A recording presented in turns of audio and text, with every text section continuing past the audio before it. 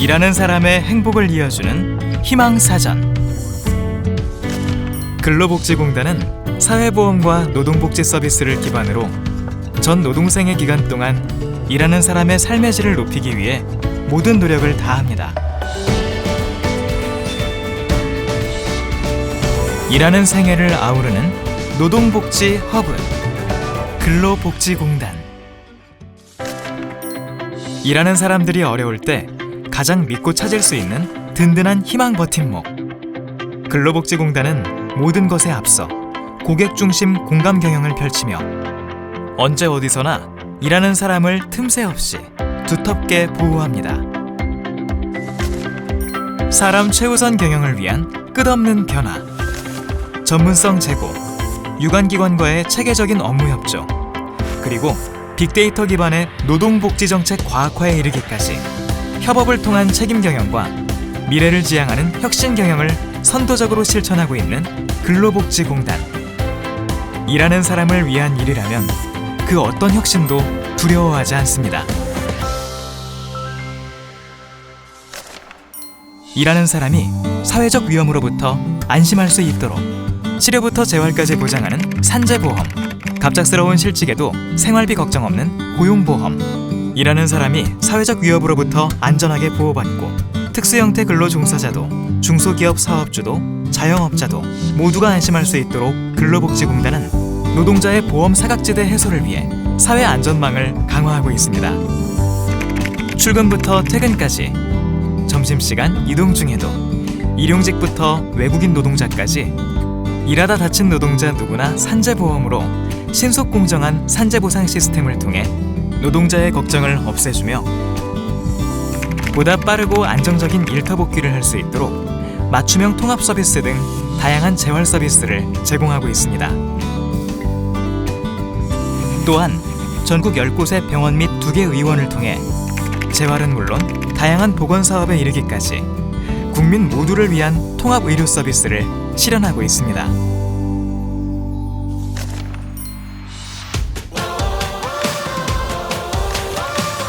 복지 취약계층 노동자 보호를 위해 맞춤형 노동복지를 더욱 확충하고 있는 근로복지공단. 이와 더불어 노후 걱정 없이 행복한 제2의 삶을 누릴 수 있도록 도와주는 퇴직연금 제도까지. 근로복지공단은 생애 주기별 맞춤 복지로 다변화하는 시대에 맞춰 노동자들이 보다 나은 삶을 유지할 수 있도록 다양한 복지 사업을 확충하고 있습니다. 다양한 부속기관을 통해 일하는 사람의 행복을 이어주는 사회보장 선도 세계적 서비스 기관. 근로복지공단은 노동생애 기반 사회보험과 노동복지 서비스의 표준을 그 누구보다 먼저 제시함으로써 모든 국민으로부터 환영받는 진정한 노동복지 허브로 그 역할을 다해갈 것입니다. 일을 하려 하는, 일을 하고 있는, 일터를 떠나는 사람들이 더 안심하고 살아갈 수 있도록 언제 어디서나 늘 여러분과 함께하겠습니다. 노동복지 허브, 근로복지공단. 예. 안녕하세요. 근로복지공단 경인지역본부 경영지원부에서 근무하고 있는 전태준 대리라고 합니다. 코로나19가 장기화되면서 사회적 거리두기에 이어 마음방역, 생활방역까지 신체 건강만큼이나 마음관리가 중요해지고 있는데요. 몸도 마음도 지친 모든 근로자 및 사업주들께 작은 희망과 힘을 보태고자 근로복지공단은 현재 다양한 사회적 지원 정책을 펼치고 있습니다. 우선 저소득 산재 근로자 여러분의 경제적 부담을 완화하고자 기존 2%였던 생활안정자금 융자 금리를 1.25%로 대폭 낮추었고, 한시적으로 근로자 생활안정자금 소득 요건도 완화하였습니다. 최근 코로나19 문제가 뜨거운데요. 코로나19 문제가 대두되면서 일을 하다가 걸리는 코로나19에 대한 문의가 참 많습니다. 업무상 코로나19에 감염된 경우 산재 보상을 받을 수 있는데, 이와 관련하여 절차 간소화 등의 공단의 노력을 통해 2020년 4월 10일 구로구 콜센터 감염 노동자에 대한 첫 산재 인정 사례가 나왔고, 이어서 미국에서 일을 하다 코로나19에 감염된 노동자에 대하여 저희 업무상 질병판정위원회의 심의를 거쳐 산재로 인정된 사례가 2020년 8월 26일자로 있습니다. 이 외에도 산재 고용보험료 감면 및 납부 유예, 일자리 안정자금 추가 지원, 이런 여러 가지 정책으로 근로자와 사업주 모두를 위한 다양한 지원책을 저희 근로복지공단은 펼치고 있습니다. 우리 공단은 앞으로도 우리 근로자가 국내외 어디에서 일하든 빠짐없이 사회적 위험에서 보호받고 치료를 마치면 성공적으로 직장에 복귀할 수 있도록 하는 노동복지 허브 기관으로서의 역할을 강화해 나갈 예정입니다. 나아가 우리 공단은 포스트 코로나 시대를 선도하는 경제 기반 구축을 위한 정부 정책인 한국판 뉴딜 정책에 적극 참여하고 체계적으로 대응하기 위한 전담 조직인 한국판 뉴딜 추진단을 2020년 10월 5일자로 신설하여 보험, 복지, 의료 등 공단 사업 역량을 결집, 시너지 효과를 극대화하여 코로나 위기를 극복하고 포스트 코로나 시대의 새로운 질서에 맞는 포용적 대국민 서비스 및 관리 체계를 구축하여 일하는 생애를 아우르는 노동복지 허브로의 최선을 다해 나갈 것입니다. 이야기가 길었는데요. 이제 자료를 보면서 공단에 대한 간략한 소개와 올해 채용 관련 내용을 설명해 드리겠습니다. 이제 시작해 볼까요?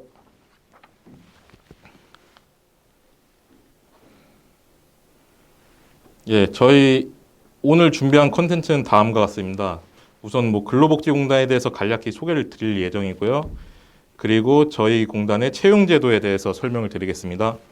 그리고 마지막으로 제가 Q&A를 조금 뽑아봤는데요.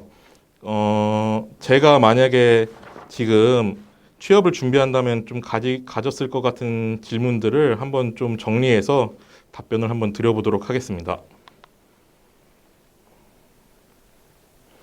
예, 우선 저희 근로복지공단에 대한 소개를 좀 간략히 드리겠습니다. 예, 저희 공단에 대한 키워드인데요. 아주 보시는 것처럼 매우 다양합니다. 그만큼 현재 다양한 업무를 수행하고 있는데요.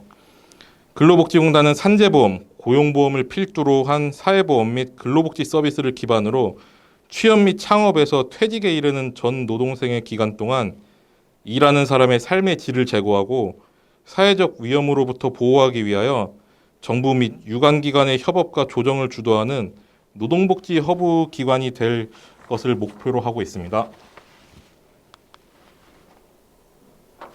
예, 저희 공단의 설립 근거 및 목적인데요. 일단 저희 공단은 1995년 5월 1일에 설립이 되었습니다. 전신인 근로복지공사가 있지만 그거는 뒤에서 잠깐 볼 예정이고요.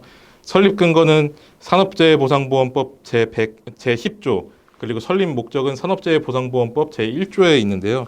이 목적부터 일단 살펴보자면 산업재해보상보험법 제1조는 산업재해보상보험 사업을 시행하여 근로자의 업무상의 재해를 신속하고 공정하게 보상하며 재근로자의 재활 및 사회 복귀를 촉진하기 위하여 이에 필요한 보험시설을 설치, 운영하고 재해 예방과 그 밖의 근로자의 복지 증진을 위한 사업을 시행하여 근로자 보호에 이바지하는 것을 목적으로 한다이며 설립 근거인 산업재해보상보험법 제10조는 고용노동부 장관의 위탁을 받아 제1조의 목적을 달성하기 위한 사업을 효율적으로 수행하기 위하여 근로복지공단을 설립한다라고 목적 및 근거가 법적으로 명시되어 있습니다. 저희 연역을 이제 잠깐 간략하게 살펴보시면 1976년에 근로복지공사법이 공표가 되었습니다.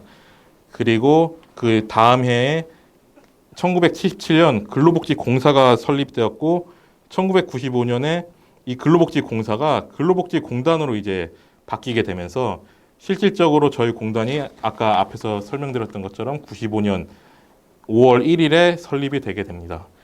저희 공단은 그 95년 설립 이후에 지금 현재까지 다양한 사업이 포함되면서 점점 그 규모가 커지고 있는데요. 일단 좀 가장 중요하게 봐야 되는 이 변곡점들을 보자면 1999년에 있었던 고용보험 적용 징수 업무 수탁인데 원래 고용보험 업무 같은 경우는 저희 고용노동부에서 전담을 하던 업무였는데 현재는 이제 적용과 징수 업무 같은 경우는 저희 근로복지공단으로 이관이 되어 있는 상태입니다. 그렇기 때문에 이제 산재, 고용보험을 두 개를 다 아우르고 있다고 할 수가 있고요. 그리고 2010년에 한국 산재의료원과 통합이 되면서 저희가 이제 보험사업, 의료사업으로 나뉘어져 있는데 그 의료사업의 한 축이 이제 형성이 되게 되는 것이었죠. 그리고 2017년, 여기 지금 숫자가 안 써 있는데 2017년에 이제 고용보험, 피보험자 자격관리 업무가 넘어오면서 원래 그 고용보험 센터에서 피보험자 업무를 수행하시던 분들까지 저희 근로복지공단으로 대거 이제 들어오게 되어서 저희 이제 인력 규모가 한층 커지게 되는 계기가 되었습니다. 그리고 2018년에 출퇴근제 보상 확대 서비스가 있는데 제가 이제 이 출퇴근제, 저희 공단에서는 출퇴근제 세대라는 얘기가 있습니다. 이 출퇴근제 보상 확대가 되면서 저희 근로복지공단이 굉장히 커졌는데 이때 좀 인원을 많이 뽑았거든요. 제가 그 세대 중에 한 명이라서 되게 좀 이렇게 보니까 뜻깊습니다. 저희 이제 주요 사업 및 관계 법령에 대해서 조금 간단히 설명을 드리겠습니다. 앞서 말씀드린 것처럼 저희 공단의 업무는 매우 다양한데요. 크게 노동보험과 근로복지 서비스로 묶을 수 있고 밑에 전달 체계와 연구 개발 인프라를 통해 그 업무를 수행하고 있습니다. 그중 주요 사업은 역시 산재보험, 고용보험, 산재의료, 근로복지 그리고 현 정부의 주요 사업인 일자리 안정자금 지원 업무가 있는데요. 너무 다양하니 몇 가지만 살펴보는 시간을 갖도록 하겠습니다. 우선 산재보험을 보시면은 이제 첫 번째는 가입 및 적용, 부가의 경우는 사업장에 대한 이제 산재보험 사업장에 대해서 이제 산재보험에 가입하도록 해서 산재보험 서비스가 최대한 빈틈없이 제공되도록 하는 것이며 산재보험 급여 지급은 매우 다양한데 우선 급여 지급이 되기 위해서는 산업재해로 우리 공단으로부터 인정을 받아야 그 급여 지급이 가능하겠죠. 크게 업무상 사고, 업무상 질병, 출퇴근재해로 나뉠 수 있는데 이를 통해 산업재해로 인정이 되면 재해자에게 급여 지급이 가능해집니다. 이 급여의 종류도 매우 다양한데 좀 살펴보자면 요양급여는 이제 병원비를 말하는 거죠. 휴업급여는 이제 일을 못해가지고 급여를 못 받는 기간 동안에 저희가 급여를 보존해주는 급여를 말합니다. 장애급여, 간병급여, 유족급여, 상병보상연금, 장의비, 직업재활급여, 진폐보상연금으로 매우 다양한데 이렇게 다양한 이유가 보상적인 부분에서도 이제 좀 빠지는 부분이 없이 빈틈이 없이 저희가 보존해드리도록 하기 위한 노력이라고 할 수가 있습니다. 그리고 또 이쪽에 보시면 근로복지 항목을 보시면 조금 생소한 업무들이 좀 보이는데 생활안정자금 융자 같은 경우는 혼례비, 자녀 학자금, 의료비, 임금체불 생계비, 부모 요양비, 장례비, 임금 감소 생계비, 직업훈련 생계비 융자, 고용유지 비용 융자, 산재근로자 생활안정자금 융자, 차량구입비, 주택이전비, 사업자금, 취업안정자금 이렇게 종류가 매우 다양하게 저희가 지금 융자 서비스를 진행을 하고 있고 소액체당금 같은 경우에는 근로자가 임금 또는 퇴직금을 받지 못한 상태로 퇴직한 경우 일정한 요건 하에 임금 및 퇴직금을 보존해주는 제도입니다. 그리고 맨 밑에 있는 퇴직연금 제도는 상시근로자 30인 이하 사업장 가입, 확정기여형 DC 퇴직연금, 기업형 및 개인형 퇴직연금 IRP 이렇게 구분이 되고 자산관리기관으로는 우리은행, 삼성화재, 교보생명, 신한금융투자가 있고 운용관리 수수료는 0.1% 그리고 자산관리 수수료는 0.14에서 0.4%로 해가지고 이제 저희 근로자가 퇴직했을 때 그 국민연금하고 같이 더불어서 그 퇴직연금을 받을 수 있게끔 저희 쪽에서 이제 지원을 해드리는 부분이 있는 것이죠. 그리고 마지막에 여기 슈퍼맨처럼 서 있는 일자리 안정 자금 지원 같은 경우는 최저임금 인상에 따른 소상공인 영세 중소기업의 경영 부담을 완화하고자 상시근로자 수 30인 미만 사업장에서 근무하는 월 평균 보수가 215만 원 이하인 근로자에게 근로자 한 명당 4에서 9만 원 정도를 이제 사업주에게 지원을 하는 거죠. 지금 소상공인들이 지금 매우 힘든 상황이기 때문에 정부에서 이 최저임금 인상, 코로나19 등으로 이제 힘든 사업주들에게 일자리 안정자금 지원 정책을 통해서 이렇게 좀 숨통을 트여드리려고 하는 그런 정부의 노력이 있고 저희 근로복지공단이 그거에 맞춰서 업무를 수행하고 있습니다. 예, 이건 저희 이제 근로복지공단 예산 현황입니다. 이건 뭐 억 단위니까 지금 산재보험하고 뭐 이런 거는 거의 뭐 조 단위의 수치가 되겠죠. 지금 보면 저희가 산재보험하고 지금 일자리 안정자금 예산 규모가 엄청나게 많고, 예, 나머지는 좀 적은데 고용보험이 좀 적다고 느끼실 수 있는데 저희가 고용보험 업무 중에서 고용보험 업무 중에서 저희가 아까 말씀드린 것처럼 일부만 지금 이관되어 있는 상태이기 때문에 그 예산 같은 부분에서는 지금 고용노동부 쪽하고 나뉘어져 있어서 예, 저희가 뭐 그 부분에서는 산재보험에 비해서는 조금 그 비율이 떨어진다고 볼 수가 있겠네요. 저희 조직 및 정원에 대해서 설명을 드리겠습니다. 저희는 이제 본부에는 이제 이사장, 감사, 그리고 내분의 이사, 그리고 3본부, 1단, 10실국 이 위원회로 구성이 되어 있고요. 그 밑에 소속 기관은 85개소가 있는데 지역본부 7개소, 지사 54개소, 그리고 업무상 질병판정위원회가 지역별로 해서 6개소가 있고요. 그리고 병원 및 의원이 13개소, 그리고 저희 근로복지연구원이 3개소, 그리고 인재개발원 같은 경우는 이제 저희 연수원이라고 볼 수 있겠죠. 인재개발원이 1개소, 그리고 콜센터가 1개소, 이렇게 지금 조직이 구성되어 있고요. 저희 정원은 지금 아까 2018년에 매우 많이 늘었다고 말씀을 드렸죠. 2018년이 좀 큰 변곡점이었는데 저희 2018년부터 해가지고 지금 계속 지속적으로 늘고 있어서 현재 2020년 기준으로는 9,600명이 넘는 정원을 지금 자랑하고 있습니다. 공공기관 중에서는 거의 한 손 안에 들 정도로 매우 큰 규모라고 할 수 있습니다. 인원 현황입니다. 지금 여성 인원이 4,596명이고 남성이 2,862명입니다. 지금 현재 보면은 저희가 한 6대4 정도로 항상 얘기를 많이 하는데 그만큼 남자 직원이 조금 적은 편이긴 합니다. 뭐 소위 여초 회사라고 불리는 그 정도 위치라고 할 수 있고요. 그리고 2020년에 정규직 채용자 수를 봤을 때도 462명 중에 여성 직원이 316명, 68%로 매우 많이 차지하고 있고 남 직원 같은 경우는 146명으로 좀 약간 좀 적은 숫자가 지금 합격을 해 있는 상태입니다. 예, 이제 저희 근로복지공단 채용제도에 대해서 조금 간략하게 설명을 드리도록 하겠습니다. 예, 지금 보면은 이제 아까 저희가 보험사업과 의료사업으로 나뉘어져 있다고 설명을 드렸는데 보험사업 같은 경우는 이제 저희 일반직이 거의 대부분의 숫자를 차지하고 있고요. 지금 의료사업 같은 경우에는 간호직이 하고 전문직 같은 경우는 의사 선생님들이 좀 계시거든요. 예, 그런 의료직들이 좀 많이 차지하고 있는 모습을 볼 수 있습니다. 채용 현황 같은 경우는 이제 2016년, 17년으로 해가지고 아까 말씀드린 것처럼 18년에 굉장히 많이 뽑았죠. 그 다음에 지금 좀 다소 낮아지고는 있는데,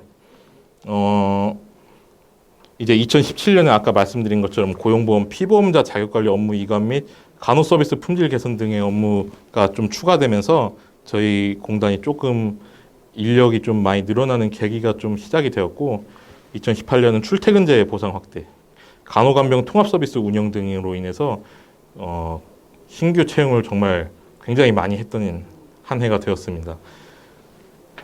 근데 2020년으로 가면서 좀 많이 줄어들었는데 올해는 어떻게 될까요? 저희가 올해 같은 경우는 지금 채용 계획이 약간 추정 인원입니다. 연 추정 인원이 지금 306명으로 모집 분야는 일반직, 재활직, 간호직 등으로 좀 다양하게 있고 고용 형태는 전일제 및 시간제. 그리고 채용 공고 같은 경우는 이제 상반기가 원래 예정이 되어 있었는데 저희가 좀 뭐 내부적인 그런 게 좀 있어서 아마 채용 공고는 제가 뭐 언제라고 얘기하기는 딱히 어렵지만 상반기는 조금 힘들 것 같고 이제 19년 같은 경우는 3월이었고 20년 같은 경우는 5월이었는데 이때보다는 좀 약간 미뤄지지 않을까 생각하고 있습니다. 지금 아까 위에 말씀드렸던 306명 같은 경우 연추정 인원인데 저 인원도 조금 수정될 가능성인데 좀 긍정적으로 수정될 가능성이 높기 때문에 좀 만약에 저희 근로복지공단을 좀 염두에 두셨던 분들이라면은 좀 희소식이 될 수도 있지 않을까 그렇게 생각을 좀 해봅니다. 그리고 연봉 수준 같은 경우는 이제 2020년 기준으로 이제 6급 1호봉이 성과급 제외했을 때 3,139만 2천 원 정도 되는데 이게 뭐 괜찮다면 괜찮고 아니면 조금 아쉽다면 아쉬운 부분이죠. 뭐 저희랑 비슷한 수준의 공공기관이 많긴 한데 그래도 저희가 공공기관으로 놓고 봤을 때는 약 평균 정도에 위치하고 있는 걸로 저희가 공식적인 자료를 받았기 때문에 이게 높다고 하기도 낮다고 하기도 조금 애매한 그런 상황이라고 볼 수 있습니다. 그리고 이제 또 저희가 수시 채용이 있는데 수시 채용 같은 경우는 이제 전문직 종사자들께서 이제 좀 들어오고 약간 의료직에서 많이 채용을 하는 부분입니다. 이런 거 같은 경우는 이제 채용 공고도 좀 수시로 진행이 되는 부분이 있고 연봉 수준 같은 경우도 이제 어떻게 한 가지 연봉 수준으로 좀 말하기가 조금 애매해서 이런 거 같은 경우는 조금 정확하게 말씀드리기는 어렵고요. 그리고 저희가 체험형 인턴이라고 해가지고 저희 공단에 3개월 정도 인턴으로 근무할 수 있는 인력들이 있는데 그것 또한 올해 같은 경우에 489명 좀 많이 뽑는 것 같죠. 체험형 인턴 같은 경우는 이제 저희 공단 그게 근무 경력이기 때문에 저희 쪽에 원서 접수 같은 걸 하실 때도 이런 경력이 있으면 좀 도움이 될 것 같습니다. 구체적 모집 인원 및 시기 같은 경우는 채용 계획 수립 이후에 최종 확정이 될 예정이니까 아마 그렇게 오래 기다리시지는 않아도 좀 기다리실 필요는 있습니다. 채용 절차에 대해서 이렇게 설명을 드리면은 정기공채랑 수시 채용이 아까 있다고 했죠. 정기공채 같은 경우는 이제 아까 보험사업 저희가 그냥 보통 근로복지공단이라고 말하는 그쪽 직군을 말하고 있어요. 일반 직군 등 정규직 직군인데 그리고 수시 채용 같은 경우는 간호직 등의 전문직 직군이라 이거는 약간 의료 서비스 쪽 의료 직계로 보면 될 것 같습니다.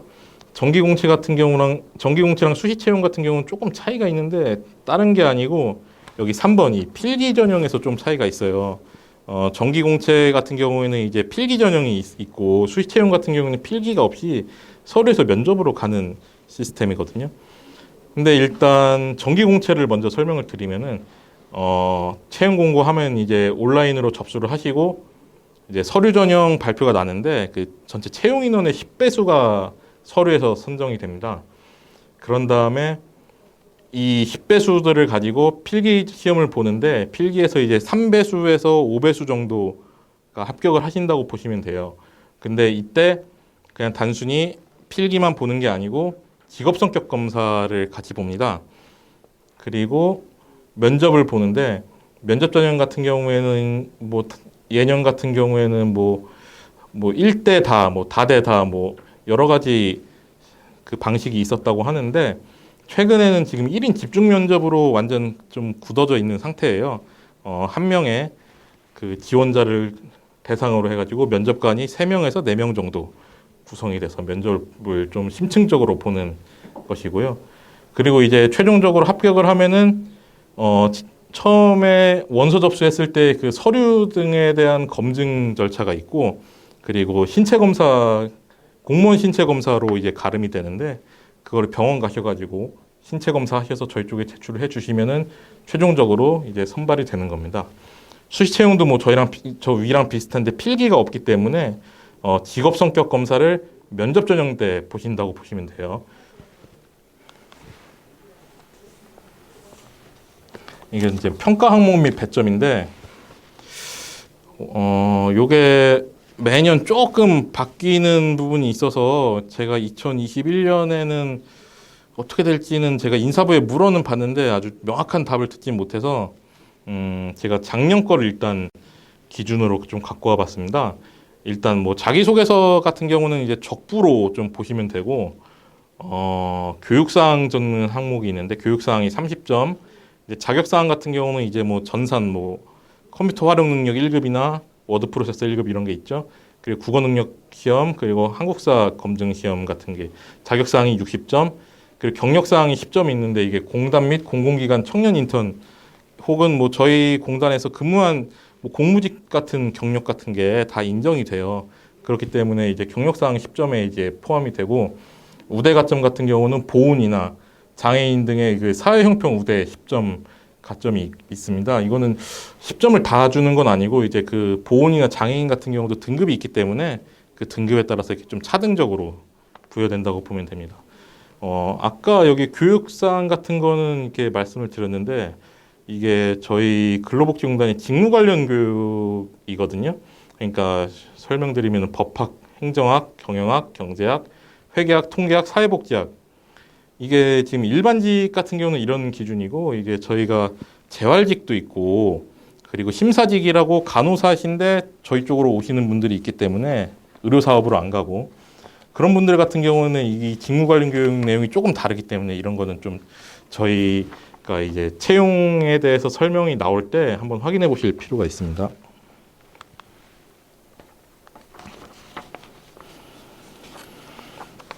저희 공단 채용의 이제 주요 특징을 좀 이제 말씀을 드릴게요. 이제 저희가 첫 번째 같은 경우에는 채용형 인턴 제도를 운영을 하고 있는데, 저희는 이제 선발이 되면은 바로 뭐 15 개념이 아니고 채용형 인턴 제도로 넘어갑니다.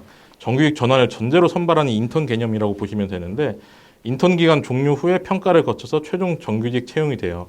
이 평가라는 게 다른 게 아니고 뭐 그 동료들의 다면 평가나 뭐 근무 성적 평가 같은 게 이제 포함이 돼가지고 부서에서 이제 같이 근무를 하는 직원들이 이제 본인을 평가를 하게 돼요. 이제 그 평가를 거쳐서 이제 최종 정규직 채용이 되기 때문에 처음에 입사를 했을 때는 바로 무슨 그러니까 직급을 갖는 게 아니고 채용형 인턴으로 근무를 처음에 3개월 정도 수행을 하게 됩니다. 거기서 이제 전환이 되면은 이제 주임으로 전환이 되는 거겠죠.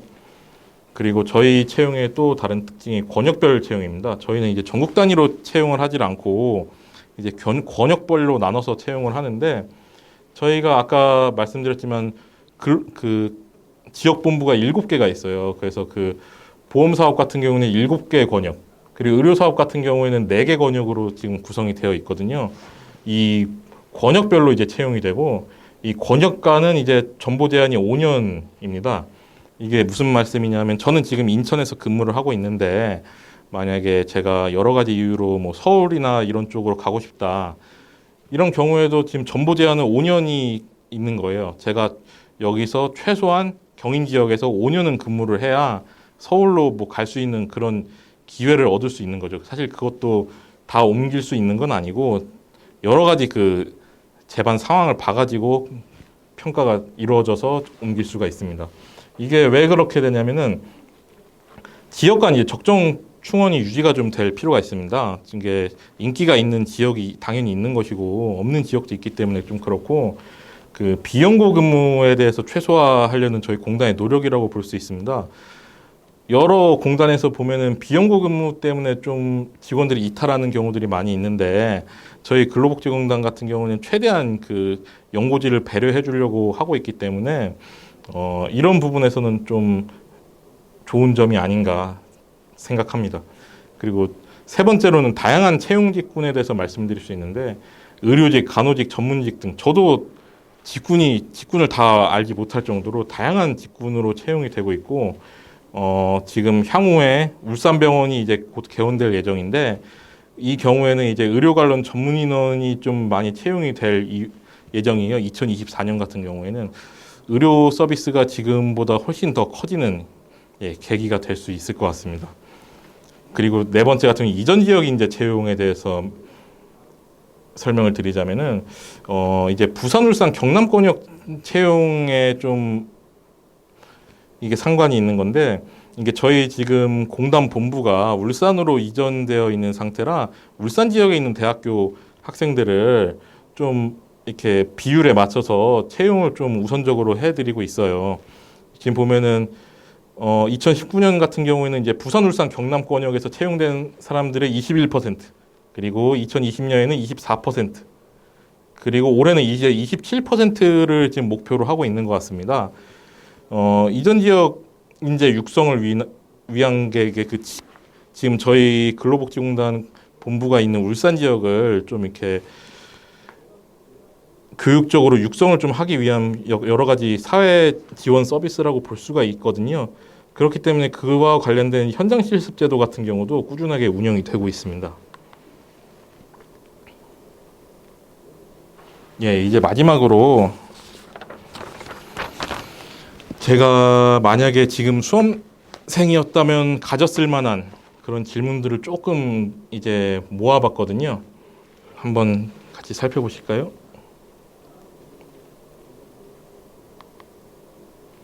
(2021년) 채용 계획은 이게 아까도 말씀드렸지만 조금 예정했던 것보다 미뤄지고 있는데 긍정적인 소식이지 않을까 하고 생각하고 있어요. 제가 뭐 아주 자세히 말씀드리긴 좀 어렵지만 당초 예상 인원보다도 조금 더 뽑을 수 있기 때문에 그런 부분에서는 지금 채용 계획이 뚜렷하게 나와 있지 않은 게 좀 송구스럽지만 오히려 지금 준비하시는 분들한테는 조금만 기다려 보시면은 좀 좋은 소식으로 다가가지 않을까 싶습니다.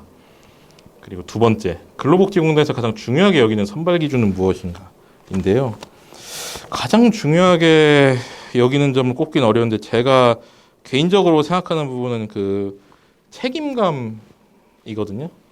제가 이제 예전에 면접을 보러 갔을 때 당시 이제 저같이 지금 근로복지공단에 다니는 직원분께서 서포트를 해주시는데 제가 이제 면접 때문에 여러 가지로 좀 긴장돼서 좀 떨고 있을 때 하시는 말씀이 이제 그냥 간단한 말씀을 통해서 얘기해 주시는 게 공단 같은 경우는 이제 책임감 있는 인재를 좀 원하기 때문에 아주 약삭 빠르거나 이런 머리가 좋거나 이런 것보다도 약간 우직하게 책임감 있게 일을 할 수 있는 직원을 좀 원하는 것 같고 면접에서도 그런 게 좀 약간 어필이 많이 된다.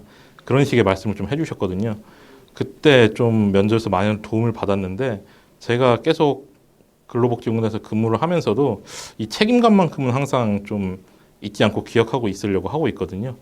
그런 면에서 봤을 때는 제가 생각하는 가장 중요한 선발 기준은 좀 책임감 있는 부분이기 때문에 약간 면접에서도 그런 부분이 좀 어필이 되면은 많이 도움이 되지 않을까 생각하고 있습니다. 그리고 세 번째는 자기소개서 평가 기준과 기재시 유의사항에 대해서 문의가 있는데 아까 말씀드렸지만 적부로 보시면 됩니다. 지금은 적부인데 당연히 기재시의 유의사항 같은 경우는 내용이 그래도 적당히 좀 거기 수록해야 되는 글자 수에 맞게 진행이 돼야 되겠고 아주 어렵게 생각하실 필요는 없습니다. 저희가 이런저런 사례를 좀 쓰도록 하고는 있는데 보통 자소설이라고 하잖아요. 소설을 많이 쓴다고 해서 그런 식으로까지 할 필요는 없고 저희가 그냥 살아오면서 여러 가지 느꼈던 그런 경험들에 대해서 진솔하게 쓰시면 되는 거기 때문에 오히려 어렵지 않게 생각하시는 게 가장 중요하지 않을까 싶습니다. 그리고 네 번째, 필기시험 준비는 어떻게 해야 되나요? 이거가 굉장히 제가 이번에 이 발표자를 준비하면서 동기나 선배, 후배들한테 다 좀 물어보고 제가 어떻게 했었는지도 좀 생각을 해봤는데 일단 저희 필기시험 같은 경우는 두 개로 나뉩니다. 이제 NCS랑 그리고 통합전공으로 나뉘어져 있는데 NCS 같은 경우는 하나의 방법이 딱 있는 건 아니기 때문에 뭐라고 설명드리긴 좀 어렵지만 그래도 약간 다빈도의 경험으로 얘기해 보자면은 PSAT라는 NCS보다 조금 더 어려운 수준의 시험이 있습니다. 근데 그 중에서도 이제 행정고시 PSAT는 좀 약간 과하다 싶을 정도로 좀 어려운 부분이 있고 그거보다는 이제 민간 경력자 PSAT 시험 문제가 있어요. 그건 서점에서 구매를 하실 수도 있고 아니면은 고시.go.kr 그 홈페이지에서 다운을 받으셔가지고 풀 수도 있는데 딱 그 민간 경력자 PSAT 문제가 난이도가 그 저희뿐만 아니고 여러 공공기관 NCS 난이도랑 좀 유사한 부분들이 많이 있기 때문에 그런 거에서 또 문제를 풀면서 원리를 좀 깨닫는 게 좀 중요할 것 같고 자신만의 그 방식과 스킬을 좀 이렇게 만들어서 하시면 좋을 것 같아요. 그리고 통합전공 같은 경우는 7개 과목의 통합 문제가 30문제가 출제가 되는 걸로 알고 있는데 이거 같은 경우는 좀 준비라고 하는 게 좀 어렵습니다. 사실은 뭐 저 같은 경우는 경제학과 행정학을 좀 잘하는 편이었는데 그 두 과목 외에는 딱히 준비를 할 수가 없었어요. 그 많은 수험생들도 좀 그럴 거고 저도 사실 사회복지학 같은 경우는 준비를 거의 안 하고 들어갔기 때문에 뭐라고 좀 말씀드리긴 어려운데 일단 기본적으로 좀 많이 하는 거는 뭐 상식 문제집이나 아니면 요즘 같은 경우는 근로복지공단의 그 통합전공 문제랑 관련된 문제집들도 좀 나온 걸로 알고 있거든요. 그거를 통해서 이제 진행하시면 될 것 같습니다. 근데 일단 제가 조금 말씀드리자면 그 모든 내용을 다 준비하느라 진땀을 빼실 필요까지는 없다고 보고 좀 본인이 잘 할 수 있는 좀 잘 맞출 수 있는 33과목 정도를 좀 중점 있게 좀 보실 필요가 있습니다. 근데 사실 NCS 같은 경우는 저희 근로복지공단이 좀 난이도가 어느 정도 일정하게 나오고 있는데 이 통합전공 같은 경우가 오히려 좀 변수로 좀 작용을 하더라고요. 그러니까 이거 같은 경우에는 좀 시중의 문제지를 좀 다양하게 좀 풀어보실 필요는 있을 것 같습니다. 그리고 5번 1인 면접은 어떤 것들을 준비해야 할까요? 이제 아까 설명드린 것처럼 1인 집중 면접으로 좀 바뀌었습니다. 원래 제가 입사했을 때도 1인 면접이긴 했는데 그냥 세 분께서 저랑 이제 세 분께서 저를 이제 면접을 보셨는데 지금 같은 경우는 네 분 혹은 5분 정도께서 면접을 보신다고 해요.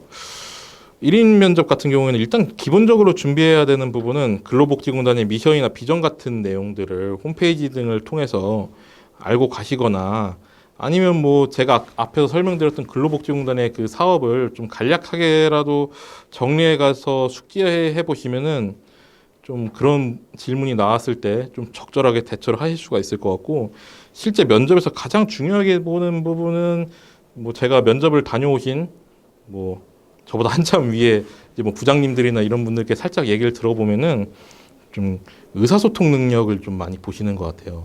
뭐 아주 뭐 달변가 이럴 필요는 없고 그런 것보다는 이제 그 면접관들이 이제 지금 면접을 보는 수험생과 이제 대화를 하고 싶어 하시는 분들이 많습니다. 대체 어떤 생각을 갖고 있는지 아니면은 약간 좀 뜬금없는 질문을 던졌을 때 이 친구가 어떻게 반응하는지 약간 이런 거를 좀 보고 싶어 하시는 분들이 많으신 것 같은데 근데 그거보다는 그냥 자기가 알고 있는 그냥 외우고 있는 지금 뭐 본인이 그냥 말하고 싶은 내용만 말을 많이 하신다고 하더라고요. 실제로.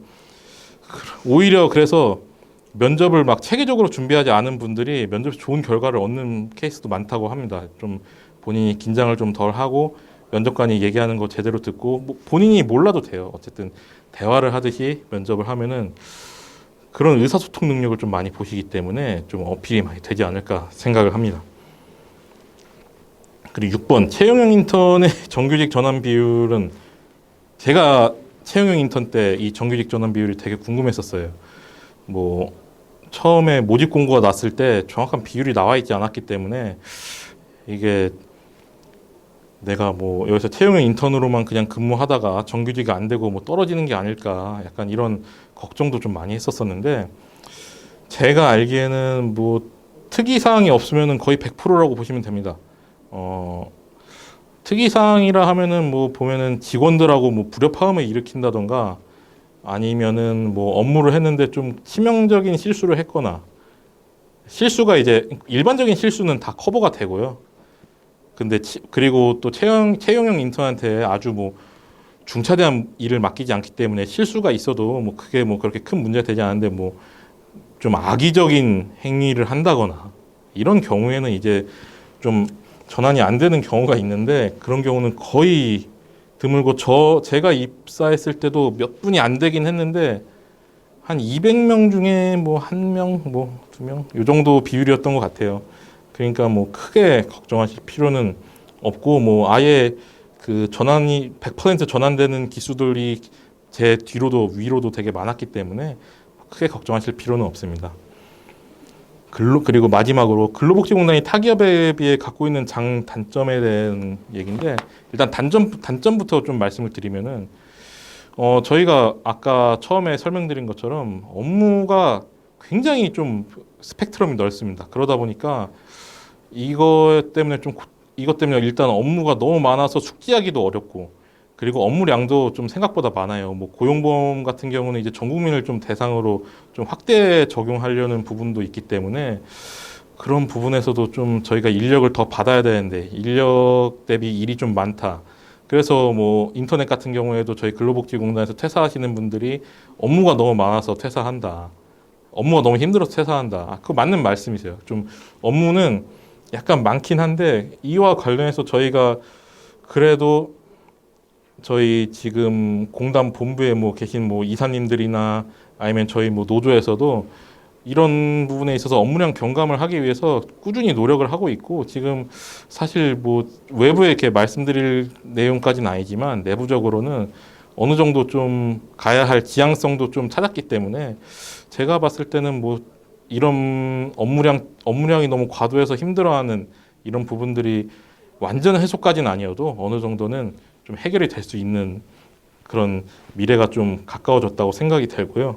그리고 장점을 설명드리면은, 일단 가장 좋은 장점은 조직 문화인 것 같아요. 아무리 생각해봐도 여기를 다니다가 퇴사한 제 동기나 뭐 선후배나 아니면 지금 다니고 있는 동기들한테도 많이 좀 진솔되게 한번 물어봤는데, 그냥 한결같이 말하는 거는 그 조직 문화에 대한 부분이죠. 그 퇴사하신 분들도 조직 문화 때문에 좀 많이 망설였다는 분들이 많았더라고요.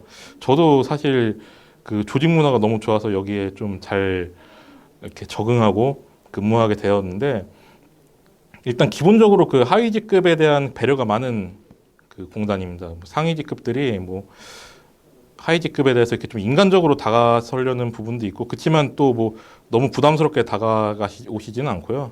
여러 가지 그 도움을 많이 주시려고 하세요. 뭐 업무적이든 인간적이든 여러 가지 도움을 많이 주시려고 하시고, 그리고 뭐 휴가 이런 것들이 매우 자유롭고 칼출근과 칼퇴근이 되게 잘 진행되어 있는데, 저희 같은 경우는 좀 자랑까지는 아니지만 6시 되면 이제 컴퓨터가 꺼지거든요. 그러니까 뭐 본인이 그 시간의 근무를 뭐 달지 않는 한 6시 되면 어차피 여기서 일을 더 하기도 어렵기 때문에 컴퓨터가 꺼져서 집에 빨리 가라는 좀 약간 배려가 되겠죠. 그렇기 때문에 저희가 뭐 업무량이 많은 건 사실이지만, 이런 좀 조직 문화적인 부분에서 확실히 좀 이제 내부 단속을 좀 많이 하려는 부분이 있고, 뭐 저희 선배부터 후배님들까지 다 이런 부분에서 공감하고 노력하고 있기 때문에 앞으로도 이제 조직 문화 같은 부분에서는 다른 공단에 비해서도 좀 우월하지 않을까, 개인적으로 그렇게 생각을 좀 해보고 있습니다.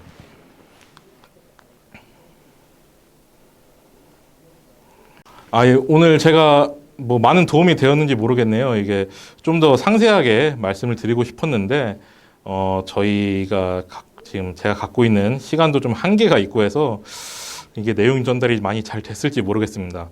일단 뭐 저희 채용과 관련해서 좀 이제 작년에 지금 계획한 내용으로 설명을 드린 게 조금 아쉬운데, 지금 좀 긍정적으로 좀 바뀌고 좀 수정해서 아마 공고가 나갈 예정이라, 아마 저희 근로복지공단을 좀 지원하실 계획이 있는 분들께는 조금 희소식으로 나가오지 않을까, 이 정도밖에 지금 말씀을 드릴 수가 없어서 조금 아쉽고, 그래도 제가 면접이나 아니면 필기나 이런 부분에서는 좀 최대한 제가 면접을 진행했던 분들이나 아니면 뭐 수험 생활을 오래 하셨던 뭐 동기 선후배한테 많이 물어봐서 최대한 좀 도움이 될 수 있도록 좀 알려드리려고 했는데, 아무튼 이게 좀 수험생들이 보기에 좀 와닿았을 수도 있고 안 와닿았을 수도 있습니다.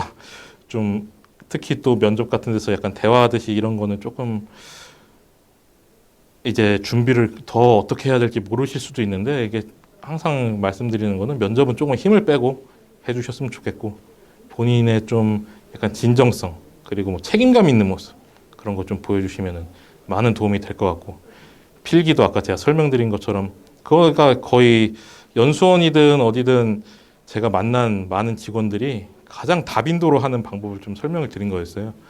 아마 그런 쪽으로 좀 접근을 하시면은 그래도 좀 실패 확률을 좀 적게 하면서 이제 저희 근로복지공단에 입사하실 수 있지 않을까 생각이 됩니다. 지금 코로나19 때문에 뭐 공부하시느라 매우 힘드실 텐데 항상 힘내시고 근로복지공단에서 뵙기를 바라겠습니다. 감사합니다. 일하는 사람의 행복을 이어주는 희망사전. 근로복지공단은 노동생애 기반 사회보험과 노동복지 서비스의 표준을 그 누구보다 먼저 제시함으로써 모든 국민으로부터 환영받는 진정한 노동복지 허브로 그 역할을 다해갈 것입니다. 일을 하려 하는, 일을 하고 있는, 일터를 떠나는 사람들이 더 안심하고 살아갈 수 있도록 언제 어디서나 늘 여러분과 함께하겠습니다. 노동복지 허브 근로복지공단.